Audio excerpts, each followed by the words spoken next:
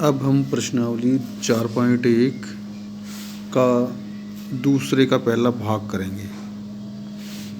तो इसमें क्या लिखा है, निम्न स्थितियों को द्विघात समीकरणों के रूप में निरूपित कीजिए। मतलब नीचे 4 स्थितियाँ दी हुई हैं, हमने उनसे द्विघात समीकरण बनानी है। पहले प्रश्न में लिखा है, एक आयताकार भूखंड का क्षेत्रफल 528 मीटर स्क्वायर है। आयताकार भूखंड है, उसका क्षेत्रफल 528 मीटर स्क्वायर है। क्षेत्र की जो लंबाई है ना मीटरों में, चौड़ाई के दुगने से 1 अधिक है। तो पहले एक आयताकार भूखंड बना लेते हैं हम। तो जो लंबा वाला भाग है वो लंबाई है और जो ये है चौड़ाई। अब उसने कहा है कि जो लंबाई है ना वो चौड़ाई के दुगने से 1 अधिक है। चौड़ाई के दुगने से, अगर हमको चौड़ाई पता लग जाए ना तो उसका दुगना कर दें और उसमें 1 जोड़ दें तो लंबाई आ जाएगी। तो हमको चौड़ाई नहीं पता, हमको जो पता ना हो उसको हम x मानते हैं। मतलब कोई ऐसी संख्या जो हमें पता नहीं है तो मैथ में उसको x माना जाता है। तो ये x है। और जो लंबाई होगी ना चौड़ाई के दुगने से, चौड़ाई को 2 से गुना करनी है, 2x और 1 जोड़ना है, ये लंबाई बन जाएगी। तो ये मान लेंगे, माना आयत की लंबाई, आयत की लंबाई ये हमने मान ली x मीटर, और जो चौड़ाई, ये चौड़ाई मान ली ये है x मीटर, और जो लंबाई है वो क्या हो जाएगी 2x जमा 1 मीटर प्रश्न के हिसाब से। अब इसका क्षेत्रफल 528 मीटर स्क्वायर है। तो आयत का क्षेत्रफल बराबर है 528 मीटर स्क्वायर। क्षेत्रफल क्या होता है, लंबाई गुना चौड़ाई बराबर 528। मतलब क्षेत्रफल की जगह तो ये लिख देंगे। अब हम करेंगे लंबाई की जगह तो लिखना है 2x जमा 1 और चौड़ाई की जगह लिखना है x बराबर 528। अब हम मीटर स्क्वायर लिखने की ज़रूरत ही नहीं है। अब हमने गुना करनी है। मैंने बताया था कि जब यहाँ पे तो 2, इस ब्रैकेट में तो 2 अक्षर हैं, इधर 1 है, तो इसको इन दोनों से करना है। तो देखो 2x को x से करेंगे। पहले इसकी चिन्ह देख लेते हैं, ये जमा का है और ये जमा का, तो आंसर जमा का आएगा। 2 यहाँ पे, यहाँ 1 है, 2 एकम 2 और x की 2 हो जाएगा। अब 1 को x से करना है, ये जमा का है और ये जमा का, तो जमा आ गया। 1 को x से x हो जाएगी। अब इस 528 को भी इधर ले आओ, तो 528 बराबर क्या बच गया 0। तो ये द्विघात समीकरण आ गई। देखो 2x की 2 है, यहाँ पे x है, यहाँ पे 528 है, तो ये आंसर है। तो ये द्विघात समीकरण बन गई उस जो पहली प्रॉब्लम थी। अब इसकी दूसरी प्रॉब्लम, इसमें लिखा 2 क्रमागत घनात्मक पूर्णांकों का गुणनफल 306 है। 2 क्रमागत घनात्मक पूर्णांकों का गुणनफल 306 है। तो हमें पूर्णांक को ज्ञात करना है। तो देखो पूर्णांक क्या होते हैं। पूर्णांक में माइनस के सभी अक्षर, जैसे पहले 0, इससे दाईं तरफ चलेंगे 1 2 3, ये 100 बहुत सारे, ये सारे पूर्णांक हैं, आगे जितनी भी गिनती होती है। और 0 से वापस बैक चलेंगे तो -1 -2 -3, ये बैक लास्ट तक, ये सारे पूर्णांक हैं। अब क्रमागत पूर्णांक क्या होते हैं। क्रमागत पूर्णांक ये होते हैं जैसे लगातार चलने वाले, जैसे 1 के बाद 2, 2 के बाद 3, ये क्रमागत हैं। तो देखो अगर हमको 1 पता लग जाए ना, जैसे मान लो 3 पता लग गया, तो इससे अगले निकालना बड़ा आसान है। उसमें 1 जोड़ना ही है हमने, 3 में 1 जोड़ेंगे 4 हो जाएगी।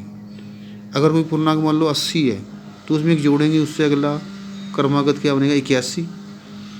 तो जब भी इस टाइप का सवाल होगा तो हम पहले पूर्णांक को तो हम x मान लेंगे। माना पहला पूर्णांक हम x मानते हैं, और जो दूसरा है वो x जमा 1 हो जाएगा, क्योंकि 1 जोड़ने पर दूसरा आ जाएगा। अब हम क्या करेंगे, प्रश्न में क्या लिखा है, प्रश्नानुसार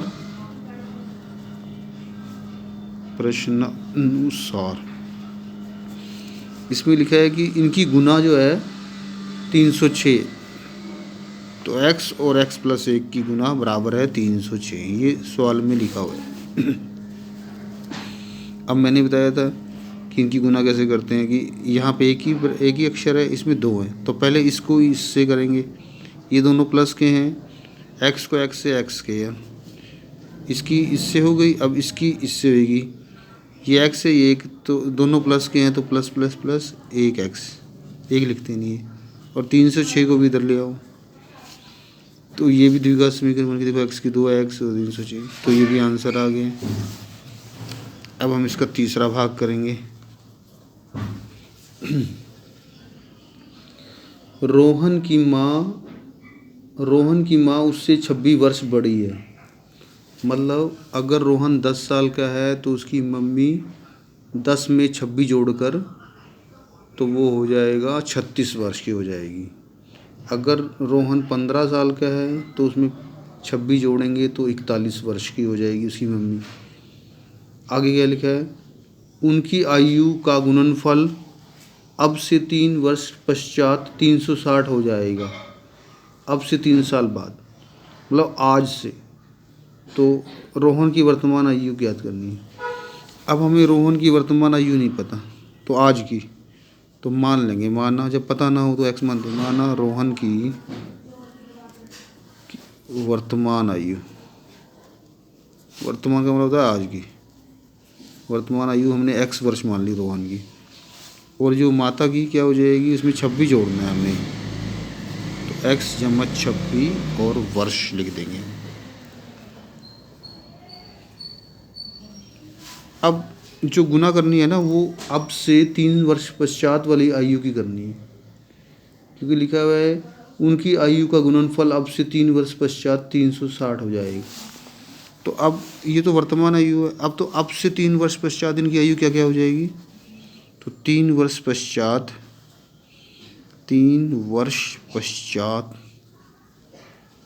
रोहन की आयु,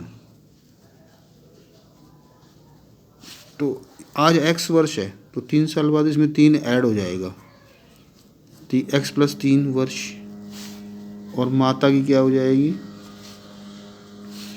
इसमें 3 जोड़ना है, x प्लस 26 में 3 जोड़ना है, मतलब x प्लस 29 हो जाएगा, क्योंकि x में ये 26 और ये 3 जुड़ जाएंगे, x प्लस 29 वर्ष। अब इन दोनों की गुना करके 360 लिखना है। तो प्रश्नानुसार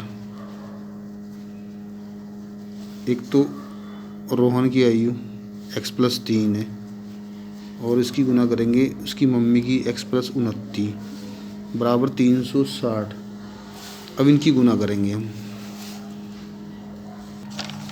अब मैं ये दोबारा लिख देता हूँ, x प्लस 3 और x प्लस 29 बराबर है 360, ये मैं दोबारा लिख देता हूँ। अब मैं गुना करूँगा, यहाँ पे देखो 1 2 3 4 अक्षर हैं, इनकी आपस में गुना नहीं होती, इसकी ये 2 है, इसकी पहले इनके साथ होएगी, इसकी दोनों हो जाती। अभी हमने 4.1 के सवाल किए थे तो उसमें भी ऐसे कर रहे थे। अब x को पहले इन दोनों से करना है, तो ये जमा का है और ये जमा का, जमा आएगा x को x से x की 2, अब इसको 3 से करेंगे, दोनों जमा के हैं तो जमा के 3x आ गया। अब इसकी दोनों से होगी, अब 29 की दोनों से होगी, ये जमा का है और ये जमा का, तो जमा 29 को x से 29x, अब 29 को 3 से करनी है तो दोनों जमा के हैं तो 29 तिया 3 87 आ जाएगा, उधर क्या है 360। अब हम क्या करेंगे, x के 2 लिख लेंगे। अब x वाले देखो ये दोनों जमा के हैं तो ये जुड़ जाएंगे, 29 और 3 32x, और ये 87 है, 360 को भी इधर ले आओ, ये माइनस का हो जाएगा, उधर बराबर 0। अब सब एक एक बार होने चाहिए, x की 2 भी एक बार है, 32 भी, x भी एक बार है, लेकिन ये 2 हैं कांस्टेंट। अब इनको घटाएंगे क्योंकि 1 प्लस 1 माइनस है, और आंसर कौन सा आएगा, माइनस में, क्योंकि बड़ा माइनस का है। अब मैं माइनस कर रहा हूँ, 3 यहाँ रह गए, 273 आ जाएगा, तो ये आंसर आ गया, द्विघात समीकरण प्राप्त हो गए हमको। तो ऐसे ही इसका चौथा भाग, एक रेलगाड़ी 480 किलोमीटर की दूरी समान चाल से तय करती है, 480 किलोमीटर दूर जाना है उसने एक जैसी चाल से। जैसे अगर शुरू में उसकी चाल 50 किलोमीटर प्रति घंटा है तो इसी चाल से चलती रहेगी, वो रुकेगी नहीं, ना कम होएगी स्पीड ना ज़्यादा होगी। अब उसने दूसरी लाइन में क्या कहा, यदि इसकी चाल 8 किलोमीटर प्रति घंटा कम कर दी जाए तो वह उस दूरी को तय करने में 3 घंटे अधिक लेगी समय, मतलब 3 घंटे ज़्यादा लगेंगे। तो गाड़ी की चाल ज्ञात कीजिए। तो शुरू में हमको गाड़ी की जो समान चाल है वो पता नहीं है, लेकिन बाद में कम कर दी गई। तो पहले दोनों चालों को लिख लेते हैं। जो पहली चाल है माननी पड़ेगी हमको, माना गाड़ी की सामान्य चाल, जो चाल शुरू में थी वो x किलोमीटर पर आवर है, और 8 किलोमीटर की कमी करने पर 8 किलोमीटर पर आवर की कमी करने पर जो चाल हो जाएगी वो आएगी x minus 8 kilometre per hour. ये कम करने पर ये चाल होएगी उसकी। और जो कुल दूरी है वो 480 किलोमीटर दूर जाना है उन्होंने, कुल दूरी है 480। अब हमें समय ज्ञात करना है जैसे, तो इस समस्या को हल करना है हमने, तो हमें एक फार्मूला याद रखना पड़ेगा इसके लिए। समय बराबर दूरी बटे चाल होता है, समय बराबर दूरी बटे चाल, ये फार्मूला याद रखना पड़ेगा। अब हम देखो कैसे करेंगे। अगर वो गाड़ी सामान्य चाल से चल रही है और उसने 480 किलोमीटर दूर जाना है तो समय कितना लगेगा। हम इसके लिए लाइन लिखते हैं, गाड़ी द्वारा सामान्य चाल से 480 किलोमीटर जाने में लगा समय, समय कितना लगेगा। समय बराबर दूरी बटे चाल होता है, तो दूरी तो 480 किलोमीटर है और चाल सामान्य चाल x है, तो इतना टाइम लगेगा उसको। अब दूसरी कंडीशन में गाड़ी द्वारा अब x minus 8 kilometre per hour की गति से 480 किलोमीटर जाने में लगा समय, तो वो कितना लगेगा। अब दूरी 480 है, अब चाल x माइनस 8 हो गई। अब प्रश्नानुसार क्या लिखा है, प्रश्नानुसार पहले इन दोनों कंडीशनों को बराबर लिख लो। 480 बटे x बराबर है 480 बटे x माइनस 8। अब उसने कहा है कि ये जो इससे ना 3 घंटे समय अधिक लग रहा है, इसमें ज़्यादा टाइम लग रहा है। मान लो इसको हम समझते हैं कि ये गिनती में हम समझते हैं ये 9 घंटे हैं और ये 12 घंटे हैं, क्योंकि 3 घंटे फालतू लग रहे हैं। 9 में 3 जोड़ के 12, यहाँ 12 घंटे। अब इन दोनों को बराबर करना है हमने, यहाँ 9 है यहाँ 12 है, क्योंकि उसने कहा है ना कि सामान्य चाल से तो वो जल्दी चलेगी, लेकिन जब चाल में कमी कर देंगे थोड़ी सी तो वो 3 घंटे समय अधिक लेगी। मतलब जिसे यहाँ पे 9 घंटे लग रहे थे यहाँ पे 12 लग रहे हैं, क्योंकि इससे स्पीड से चल रही है, इससे स्लो चल रही है गाड़ी। तो अब यहाँ 9 यहाँ 12 है, हमने इनको बराबर करना है। तो 9 में 3 जोड़ेंगे ना, तो इसमें हम 3 जोड़ लेते हैं, तो ये बराबर हो गए, क्योंकि 9 और 3 12 होते हैं, 12 बराबर 12। तो अब ये कंडीशन यहाँ पे बराबर शो हो रही है। अब हम क्या करेंगे, हमने 3 को यहीं रखना है, अब इसको यहीं लिख लेते हैं और इसको इधर ले आओ 480 बटे x। अब हम 3 को इधर रखेंगे, इनका एल्स लघुत्तम ले लेंगे, लघुत्तम ये दोनों आ गए। अब ये सवाल हमने पहले किए हुए हैं, मतलब लघुत्तम लेने वाले बटे के। अब देखो ये दोनों, जब ये दोनों आपस में कट नहीं रहे तो इनकी गुना कर लेते हैं, वो लघुत्तम आ जाता है। अब क्या होगा, ये इसको हम ऊपर रखेंगे और इसको जो नीचे होता है इसको डिवाइड में, तो ये डिवाइड इससे कट जाएगा क्योंकि सेम है ये, तो x बचेगा, x को इससे गुना करनी होती है माइनस। अब अगर ये ऊपर रखेंगे और इससे भाग करेंगे तो x कट जाएगा, ये रह जाएगा, इसको 480 से गुना होएगी ये ऐसे एलसीएम लेते हैं। अब ये 3 इधर है, इसको उधर भी ले सकते हैं, तो पहले ये लिख लेते हैं, क्या है 480/480 माइनस, अब इसकी गुना होगी दोनों की आपस में, ये प्लस का है और ये माइनस का, माइनस हो गया 480x हो जाएगा, ये माइनस और ये माइनस प्लस हो जाएगा। 480 को 8 से मैं गुना कर रहा हूँ, 480 को 8 से 3840 हो जाएगा। नीचे क्या आ गया x माइनस x, इसकी भी गुना कर लेते हैं, इसको पहले x से x की 2, फिर इसके साथ ये माइनस का ये प्लस का माइनस 8x हो जाए बराबर, ये 3 मैंने इधर की जगह ना इधर लिख दिया, एक ही बात है, कोई फर्क नहीं पड़ता। अब क्या करेंगे, ये देखो ये प्लस का एक जैसे हैं कट गए, तो ऊपर आ गया 3840, नीचे आ गया x की 2 माइनस 8x बराबर 3, और इसके नीचे 1 लगा के ना आर पार गुना कर लो, ये भी रूल है, आर पार गुना। अब क्या होगा, 3 की पहले इससे कर लेते हैं, 3 को इन दोनों से गुना करनी है, 3 को इससे 3x की 2, अब ये जमा का है, ये माइनस का माइनस, 3 को इससे 8 चौके 8 3 24x, अब ये बीच में बराबर लगता है आर पर गुना में। अब 1 की इसके साथ तो 3840, अब इसको इधर ले आएंगे, ये जमा का माइनस का हो जाएगा,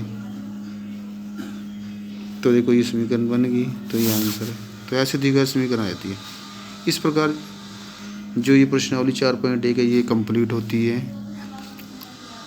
अगर आपको ये मेरे सवाल समझ आ रहे हैं और बड़े आसान लग रहे हैं तो आप मेरे वीडियो को ज़रूर शेयर, लाइक, कमेंट करें, मेरे चैनल को भी सब्सक्राइब करें और अपने दोस्तों को भी ये वीडियो शेयर करें। Thank you so much.